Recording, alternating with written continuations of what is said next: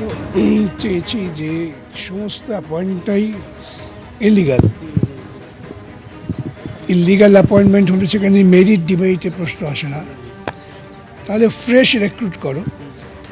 সেখানে জজের ধারণা ছিল ফ্রেশ রিক্রুট মানে আবার সবাইকে ডাকবে, সেটা ক্ল্যারিফাই করলাম সবাইকে কেন, যারা তখন অ্যাপিয়ার করেছিল তাদেরই আবার চান্স দেওয়া হোক, তারা ফ্রেশ পরীক্ষা দিয়ে আসবে এবং তার জন্য যদি বয়সটা কোনো বাধা হয় সেটাকে কন্ডন করে দাও।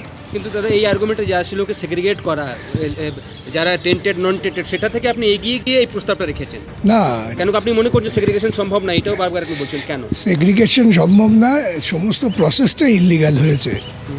সেজন্যই যখন কোনো প্রসেস ইললিগাল হয় তখন সেখান থেকে ভালো মন্দ বাঁচা যায় না। এটা আমাদের দুর্ভাগ্য যে কিছু ভালো ছেলেমেয়ে হয়তো ক্ষতিগ্রস্ত হয়েছে।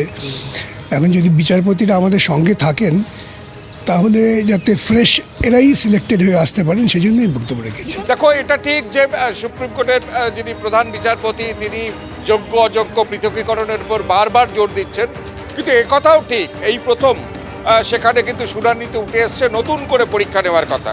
অর্থাৎ আমার সামনে যারা এখানে চাকরিরতরা আছেন, 6 বছর ধরে চাকরি করছেন, সেই সিদ্ধান্ত যদি কার্যকর হয় তাদের আবার নতুন করে পরীক্ষা দিতে হবে। বিকাশ রঞ্জন ভট্টাচার্য তিনি দাবি করেছেন, তিনি আজকে শুনানিতে বলেছেন, আবেদন করেছেন যে যারা পরীক্ষা দিয়েছিল 2016-এ প্রায় 22,000 যারা পরীক্ষা দিয়েছিলেন, 22 লাখ পরীক্ষার্থী যারা পরীক্ষা দিয়েছিলেন, সেই 22 লক্ষ পরীক্ষার্থী তাদের বয়সের সীমারেখা সেটাকে ছাড় দিয়ে তাদের প্রত্যেককে পরীক্ষায় বসতে দেওয়া হোক। কারণ যেভাবে দুর্নীতি হয়েছে তাতে অবৈধদের আলাদা করে চিহ্নিতকরণ সম্ভব নয়, বিকাশ রঞ্জন ভট্টাচার্য আজকে স্পষ্ট সুপ্রিম কোর্টে জানিয়েছেন।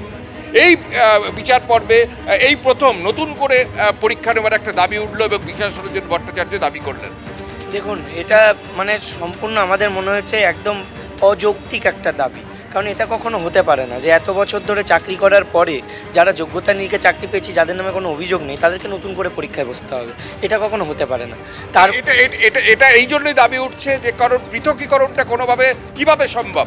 আজকে বিকাশ রঞ্জন ভট্টাচার্য একাধিক উদাহরণ টেনে দিয়ে তুলে ধরেছেন যে পরীক্ষা না দিয়ে চাকরি পেয়েছেন মন্ত্রীকন্যা, তার টাকা ফেরত দিতে হয়েছে, এমনকি মেয়াদ শেষ হয়ে যাওয়ার পর তাদের চাকরি পেয়েছেন এমন পরীক্ষার্থী দুজনের কথা উল্লেখ করেছেন।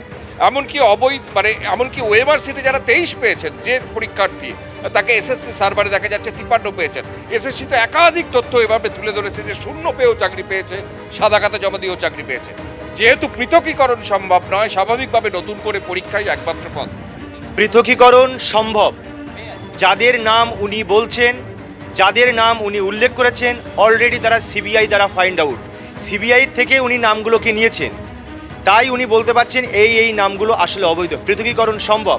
যিনি ন্যায়ের পূজারী, সত্যের পূজারী বলে নিজেকে দাবি করছেন, ন্যায়ের আদালতে গিয়ে কোর্টকে সম্পূর্ণ মিসগাইড করে 6 বছর, 15 বছর, 20 বছর ধরে চাকরি করছেন যারা, তাদেরকে নতুন করে পরীক্ষায় বসার মতো এক অনৈতিক সিদ্ধান্ত এবং কাজকে কোর্টকে মিসগাইড করে কার্যকরী করার কথা বলছেন।